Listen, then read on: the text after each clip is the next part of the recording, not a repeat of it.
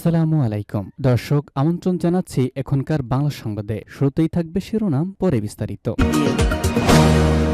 সর্বশেষ দেশের কয়েকটি গুরুত্বপূর্ণ সংবাদ জানিয়ে দিব। শুরুতেই থাকবে শিরোনাম, পরে থাকবে বিস্তারিত।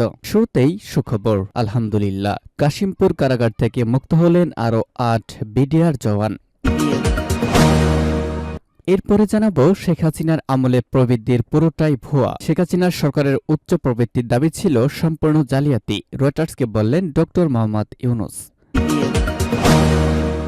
এরপরে জানিয়ে দিব, জামায়াতকে স্বাধীনতা বিরোধী ও চরমোনাইকে ফ্যাসিবাদের সহযোগী উল্লেখ করে যা বলছে বিএনপি। এরপরে রয়েছে, হাসপাতাল থেকে বাসায় ফিরতে পারেন খালেদা জিয়া। এরপরে জানাবো, সাবেক সরকারের অদূরদর্শিতা তথা শেখ হাসিনার আমলের জালিয়াতি, দুর্নীতি এবং ডাকাতি, বিদ্যুৎ জ্বালানি খাতে বকেয়ার পাহাড়, গ্রীষ্মে লোডশেডিংয়ের শঙ্কা। এরপরে রয়েছে হত্যা মামলা, গোপালগঞ্জে ছাত্রলীগ নেতা গ্রেপ্তার। এবং সর্বশেষ জানিয়ে দিচ্ছি, রাজধানী ঢাকাসহ দেশের বিভিন্ন স্থানে ভূমিকম্প অনুভূত। ভিউয়ার্স, এতক্ষণে শুনছিলেন গুরুত্বপূর্ণ সংবাদ শিরোনাম, এবারে বিস্তারিত। কাশিমপুর কারাগার থেকে মুক্ত হলেন আরও ৮ বিডিআর জওয়ান। এর আগে মুক্ত হয়েছিল ২৫০। কাশিমপুরে কেন্দ্রীয় কারাগার থেকে আরও ৮ জন বিডিআর জওয়ান মুক্তি পেয়েছেন। গতকাল রাত ৯টার দিকে তারা কারাগার থেকে বেরিয়ে যান। এ নিয়ে কাশিমপুর কেন্দ্রীয় কারাগার থেকে সর্বমোট ১৭৪ জন বিডিআর জওয়ান মুক্তি লাভ করেছে। গতকাল সকাল থেকে বিডিআর জওয়ানদের মুক্তি দেওয়া শুরু করে কাশিমপুর কেন্দ্রীয় কারাগার ১, কাশিমপুর কেন্দ্রীয় কারাগার ২ ও হাই সিকিউরিটি কেন্দ্রীয় কারাগার কর্তৃপক্ষ। বিকেল ৪টা পর্যন্ত ১২৬ জন বিডিআর জওয়ানকে মুক্তি দেয় কারা কর্তৃপক্ষ। এর মধ্যে কাশিমপুর কেন্দ্রীয় কারাগার ১ থেকে ২৪ জন, কাশিমপুর কেন্দ্রীয় কারাগার ২ থেকে ৮৯ জন, হাই সিকিউরিটি কারাগার থেকে ১৩ জন সহ ১২৬ জন বিডিআর জওয়ান মুক্তি লাভ করেন। রাত ৯টার দিকে কাশিমপুর কেন্দ্রীয় কারাগার ২ থেকে আরও ৬ জন, কাশিমপুর কেন্দ্রীয় কারাগার ২ ও হাই সিকিউরিটি কেন্দ্রীয় কারাগার থেকে আরও ৮ জন সহ মোট ১৩৪ জন বিডিআর জওয়ান মুক্তি লাভ করেন।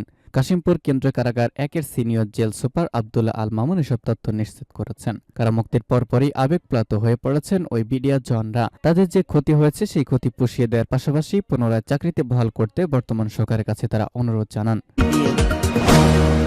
শেখ হাসিনার আমলে প্রবৃদ্ধির পুরোটাই ভুয়া। শেখ হাসিনার সরকারের উচ্চ প্রবৃদ্ধির দাবি ছিল সম্পূর্ণ জালিয়াতি, রয়টার্সকে বললেন ডক্টর মোহাম্মদ ইউনূস। বাংলাদেশে অন্তর্বর্তী সরকারের প্রধান উপদেষ্টা নোবেল বিজয়ী ডক্টর মোহাম্মদ ইউনূস বলেছেন, ক্ষমতাচ্যুত প্রধানমন্ত্রী শেখ হাসিনার অধীনে দেশের যে উচ্চ প্রবৃদ্ধি দেখানো হয়েছিল তা ভুয়া। এই উচ্চ প্রবৃদ্ধি নিয়ে প্রশ্ন না তোলার জন্য পুরো বিশ্বকে দায়ী করেছেন তিনি।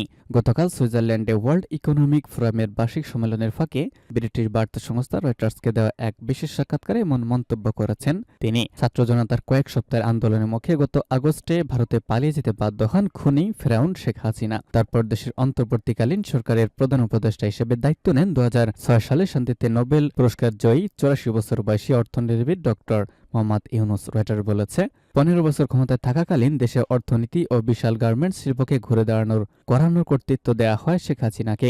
যদিও সমালোচকরা তার বিরুদ্ধে মানবাধিকার লঙ্ঘন এবং বাক স্বাধীনতা ও ভিন্নমতকে দমন করার অভিযোগ করেছেন। ২০০৯ সাল থেকে বাংলাদেশের ক্ষমতায় ছিলেন খুনি ফেরাউন শেখ হাসিনা। ভারতে পালিয়ে যাওয়ার পর তার বিরুদ্ধে মানবতা বিরোধী অপরাধ, গণহত্যা, হত্যা, দুর্নীতি এবং অর্থ পাচারের অভিযোগের তদন্ত শুরু হয়েছে। একই সঙ্গে সাবেক এই প্রধানমন্ত্রীকে বিচারে মুখোমুখি করার জন্য তাকে হস্তান্তরে দিল্লির প্রতি আহ্বান জানিয়েছে ঢাকা। তবে শেখ হাসিনা ও তার দলে কোনো ধরনের ভুল করার কথা অস্বীকার করেছে। এছাড়া নয়াদিল্লি শেখ হাসিনার প্রত্যাবর্তনে অনুরোধে সাড়া দেয়নি। ঠিক এই মুহূর্তে ডক্টর মোহাম্মদ ইউনূস আরেক সুৎখর বললেন, এর জন্য পুরো বিশ্ব দায়ী। যে কারণে বিশ্বের একটি ভালো শিক্ষা এটি। ডক্টর মোহাম্মদ ইউনূস তিনি শেখ হাসিনা বলেছিলেন যে আমাদের প্রবৃদ্ধির হার অন্য সবাইকে ছাড়িয়ে গেছে, এটা একেবারেই ভুয়া প্রবৃদ্ধির হার।